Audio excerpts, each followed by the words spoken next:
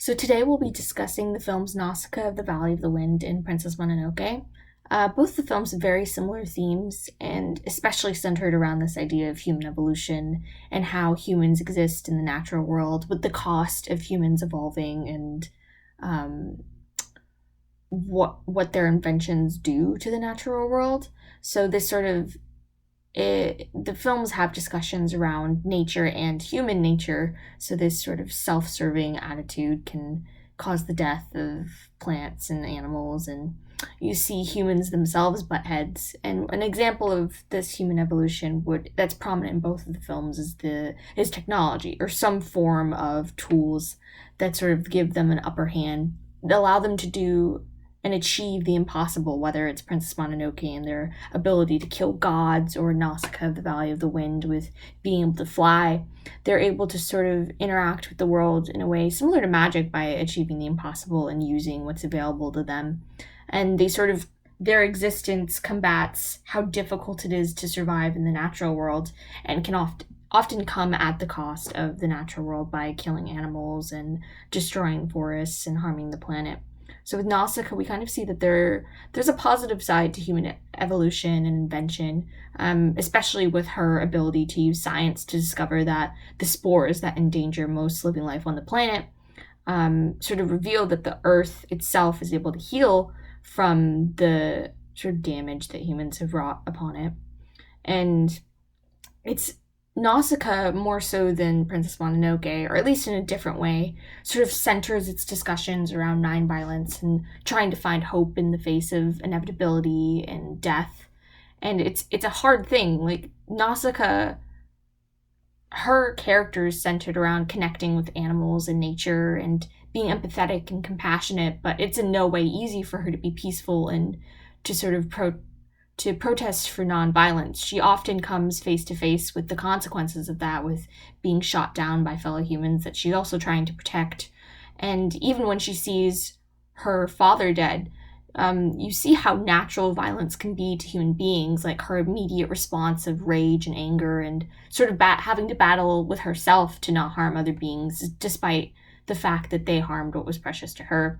So there's very complicated discussions around these ideas of nonviolence and how to interact with a violent world in both of the movies. And this idea of trying to find hope in the face of inevitability of death in particular sort of centers in the fates of the heroes and fate and destiny. It's a complicated thing for both of the films. It's either something that sort of assigns the hero to a fate of needing to save others, or maybe fate is something that they have to resist. So for Nausicaa, it's explained by her people that she must protect her people, she must restore the land. That's the myth of the film establishes that for Nausicaa. It sort of sets up what her journey is going to be as a hero. Whereas on the other hand, Princess Mononoke, it's explained that her sort of mythology and her fate is to kill Lady Eboshi and to protect the forest tribe, the forest, and then the tribes that live within the forest, the natural world. And it's a complicated thing because, Princess Mononoke is also human.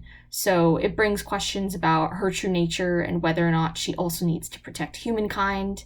And if her being a wolf means she has to desert her humanity and compassion for humans in this sort of war of human versus the natural world. It's a complicated thing. And it's definitely not easy for either of the protagonists. And nature is such an integral thing to both of the films. It's part of the world that we live in, and you kind of see the responses of animals versus humans. And you see, because there's war in both of these movies, you realize that both of them have social hierarchies. Both animals and humans have clans, they have rulers, they have leaders, and you kind of realize in both of the films that there's not much that actually divides them, especially when you can hear the animals talk, especially in Princess Mononoke. It sort of humanizes them. You can understand and empathize with the sort of difficulties in their lives. And you see that all the things of rage, violence, and vengeance are all sort of rooted in wanting to protect one's own. So you understand why these two opposing sides are at war, when in all actuality, there's not much sort of driving them apart. And both of the films kind of use a big bad or a big a big consequence, like the natural world falling apart, to sort of unite these warring sides in one focused goal. So you kind of see in a manner very similar to Rene Girard's theories on collective violence.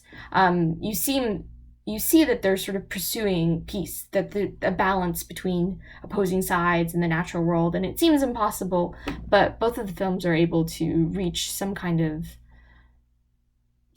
peace, tentative peace between the two sides. And one of the things that is a bit different in Princess Mononoke is views of violence. Nausicaa did hold up themes of nonviolence and were able to sort of achieve the big means of restoring the natural order of the world without its main protagonist sort of advocating for violence. But with Princess Mononoke, violence is very different. It's a very natural part of the world, and you sort of see this not whole nonviolence, but tending towards trying to find peace and not actively wanting to murder people with the character Prince Ashitaka rather than Princess Mononoke. And you can see that violence has a function in the movie in being able to protect others, and it's much harder to avoid than, sort of just saying, I won't harm anybody, because that could just get you killed.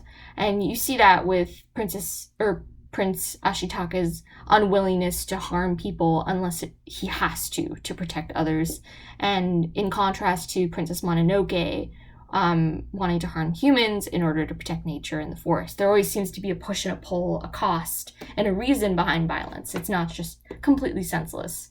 And another connection to death and violence is Fraser's monomyth with Kill the King, and there are king figures in each of the films, and they both are vessels for sort of this balance of nature, of life and death. And again, it cycles back to Rene Girard's sacrifice for peace, like sort of that idea, especially in Nausicaa. She's basically, as the hero, she is the king of the film. When she dies, she's sort of connected to, she isn't the physical embodiment of nature, but because she is so in tune with nature and able to empathize with the insects and the so-called villains of the human side, but also able to understand the human experience, when she dies, it's sort of, she's the representation of both sides and their ability to meet a sort of basis of trust and start a newfound peace. So when she dies and the insects are able to revive her miraculously, the humans can empathize with and understand the insect plight and be thankful that they brought back their princess. Whereas on the other hand, Princess Mononoke has a literal depiction of a god that's sort of assigned the power to control life and death, makes the sun rise. And so when the death of the forest god occurs, for the first time when its head is chopped off, it's not completely dead, but you see that it really was a vessel because it releases of this balance of life and death, because it releases these sort of representations of death that sort of suck the life from the planet and kill anything in its path. So once the head is restored, the death of the god is sort of fully fulfilled and it fully dies. But when it dies, it restores the nature of the world. It restores that balance.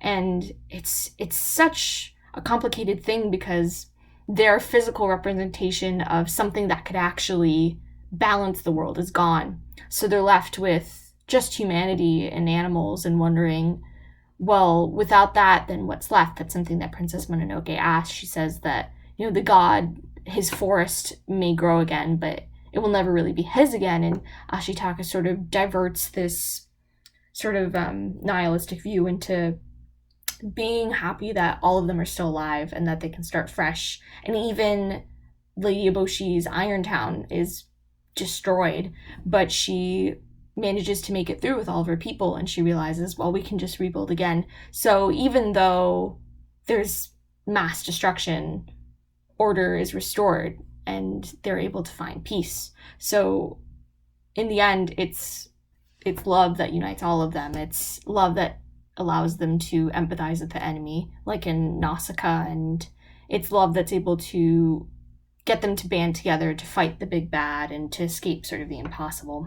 And this is all in thanks to the protagonists of the film, are Nausicaa and Princess Mononoke, although Prince Ashitaka, I guess, is arguably the protagonist since we follow him for most of it and he's pursuing Princess Mononoke. It's interesting. There's a lot going on with the characters we have, and I think Nausicaa and Prince Ashitaka in particular are good sort of models for one another. They are knowledgeable, they have a strong moral code, and they definitely have a self-sacrificing nature in order to save others. And it's interesting seeing Prince Ashitaka in relation to Mononoke, because Princess Mononoke definitely has her own people to protect, and she doesn't see as much for most of the film the need to respect human life, which Prince Ashitaka is not unwilling, but hesitant to take life unless deemed necessary in the film. So Prince Ashitaka being able to accept his humanity, to accept compassion, is very different from Princess Mononoke for most of the film. And we sort of see for Princess Mononoke that this is the test of individuality for her. She spent most of her life with the wolves, being raised by a wolf, and when her mother dies, it's a test of, will she be able to protect nature if this god, something that sort of predated her existence, literally died and isn't there to guide her. And it's definitely very, very big questions. And the biggest ordeal for both Nausicaa and for Prince Ashitaka, and arguably even Princess Mononoke, is this ideal of achieving the impossible and that their efforts might be futile. So with Nausicaa, when she finds out that her people are a ploy for the insects to come and basically murder them all, and for Prince Ashitaka to realize that the curse will definitely kill him. It's a big test for the characters and their self-sacrificing nature because everything they care about is on the line. And you see them achieve that by forging connections with others and being able to, through pure sheer will and love, overcome death. It's definitely a lot of pressure, and it's a very positive outlook on sort of getting through suffering. And myth and ritual in particular are important for both of these films because myth explains the forces of nature and gods in the film and basically establishes their origins and the fact that they predate human existence, that they're powerful and part of the natural world. And this is especially notable for both of the films having sort of like an opening myth. I believe with Princess Mononoke, there was a spoken dialogue sort of establishing the balance of demons and gods in the world. And then for Nausicaa of the Valley of the Wind, we see something similar to hieroglyphs with depictions, visual depictions of the past of nature and the world and humans, sort of their existence within that. And myth is also present in both of the films as verbal stories that are told by people and held by cultures, explaining where they came from. It sort of sets up the Valley of the Wind and Nausicaa of the Valley of the Wind and who they are. And for Prince Ashitaka's people in Princess Mononoke, it both of their myths set up who the history or what the history of that people or those people are, and also can predict the fate of the hero in the future, particularly for Nausicaa of the Valley of the Wind, sort of opening with this idea of a figure that can save the natural world being depicted in blue clothing. And then by the end of the film, you can see that Nausicaa sort of fulfilled this myth of this depiction of her future. And ritual, you see, is a way of sort of perpetuating the myth. Myth explains the ritual, and ritual has many different forms in the films. It's shown in even just the life of, or even in just the cycle of life and death. It's shown the ritual of being able to heal something is miraculous, and it's done by things that are part of the natural world and something that's innate. So you see in Nausicaa, the insects are able to miraculously heal Nausicaa fully, like literally bringing her back from the brink of death, or arguably even from actually dying.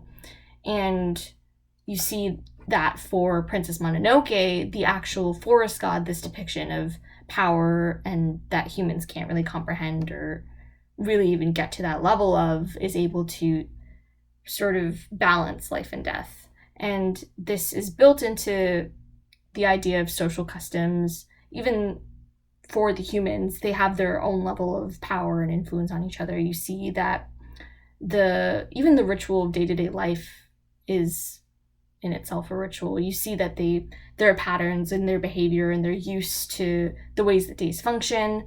They're in a constant state of war, and you see that they have many rituals of, like, even in Princess Mononoke, when the boar god dies on their property, they say that they'll have a funeral rite to respect the god. And so ritual kind of bleeds into the behavior of all of the characters, even the animals. And the ultimate sort of focus of both of the films is Herbert Weisinger. I don't know how to say his name. Is this idea of there's a silver lining for suffering. So the idea that all the tragedy in the film is not necessarily worth it, but there's a higher purpose because there's love. They're able to get through it, and there's more to life than the suffering that they go through.